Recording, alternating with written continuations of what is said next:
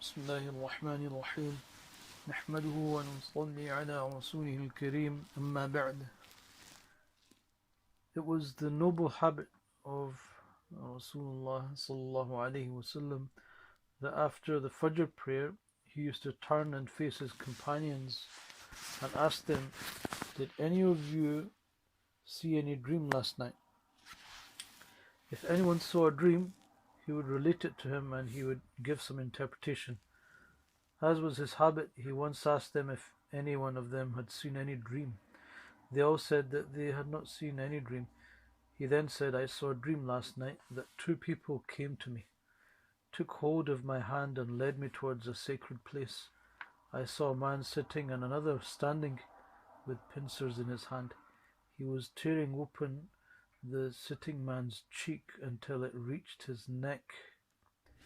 He then did the same with the other cheek. In the meantime, the first cheek came back to its normal position, so he did the same to it again. I asked the angels, what is this? They replied, carry on further. We continued further until we passed by a person who was lying down, and another person was standing at his head side with a heavy boulder in his hand. He took the boulder and with full force he burst his head.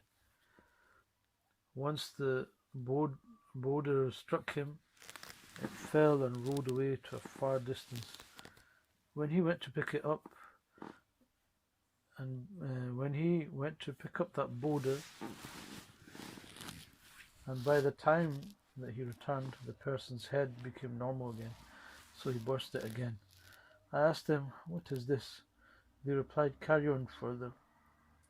We carried on further until we reached a cave which was like an oven.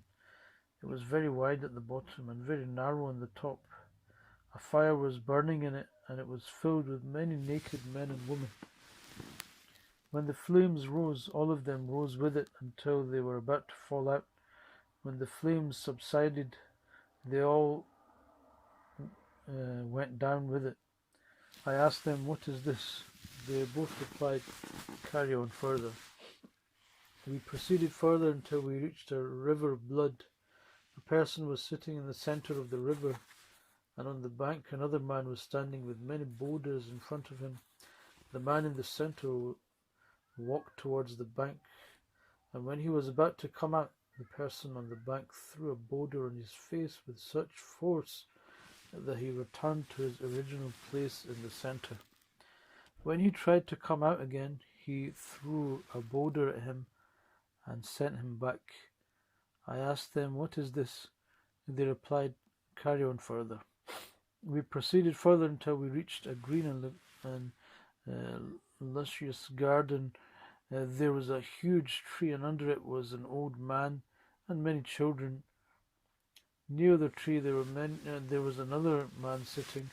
There was a fire burning in front of him, which he was blowing. Thereafter my two companions lifted me up and took me on top of the tree. Within the tree, a beautiful house was being constructed. They took me inside it. I had never seen such a beautiful house. There were many old and young women, men and women, and many children inside. After taking me outside, we went to an even higher place. Over there was a house which was better than the first one. They took me inside. There was also young and old people in it. I said to those two people, you took me around throughout the night. Now tell me about all these mysteries. One of them said, the one whose cheeks you saw being torn apart is a liar. He used to speak lies until they used to become famous everywhere. They will continue doing this to him right until Yawm al-Qiyamah, the Day of Judgment. As for the one whose head you saw getting smashed, he was a person whom Allah had given knowledge of the Quran. He was negligent of it at night and did not practice on it during the day. He will be punished right until the Day of Judgment in this way. As for those whom you saw in the cave of fire, they were all adulterers. As for the one and the river of blood, he was a devourer of usury interest. The old man under the tree is Ibrahim alayhi salam, and all the children around him are the infants of other people. The person blowing the fire is the guardian of hell. The first house which you entered is for the general Muslims. The second house is for the martyrs. I am Jibreel alayhi salam, and this is Mikael alayhi salam, two of the popular angels. He then said, "Lift your head." I lifted my head and saw a white cloud above me. He said, "This is your house." I said, "Let me enter my house." He replied, "Your life is not complete yet. There's still some time left. If it was complete, you would have entered it now."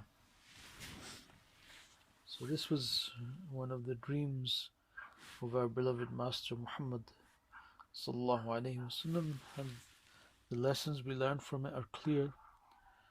And we should know that the dreams of the Anbiya are revelations. All these incidents that you learn of were true. And a handful of things are learnt from this hadith. Firstly, the severe punishment for speaking lies, spreading lies. Secondly, the fate of an alim, a scholar who does not practice on his knowledge. Thirdly, the punishment for adultery. And fourth, the punishment for devouring interest. May Allah Ta'ala protect us and all Muslims from these evils and vices. أقول قولي هذا أستغفر الله لي ولكم ولكافة المسلمين فاستغفروه إنه هو الغفور الرحيم.